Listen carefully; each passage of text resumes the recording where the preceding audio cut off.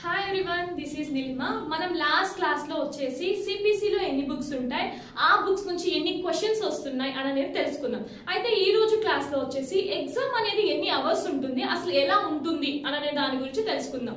So మన యొక్క CPC pass percentage వచ్చేసి 70%. సో ఈ ఎగ్జామ్ వచ్చేసి 4 అవర్స్ ఉంటుంది. ఇది ఓపెన్ బుక్ ఎగ్జామే.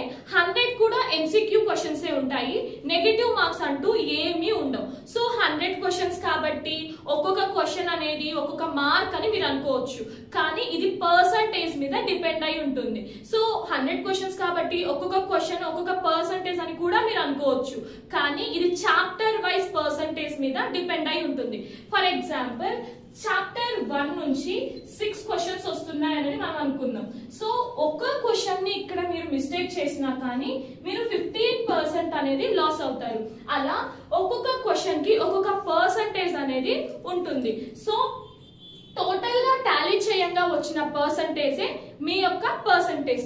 మీరు 4 అవర్స్ లో 100 క్వశ్చన్స్ చేయాలి అని మీరు అనుకుంటే 1 అవర్ కి 25 క్వశ్చన్స్ చేయగలిగితేనే 4 అవర్స్ లో మీరు 100 క్వశ్చన్ ని కంప్లీట్ చేయగలుగుతారు.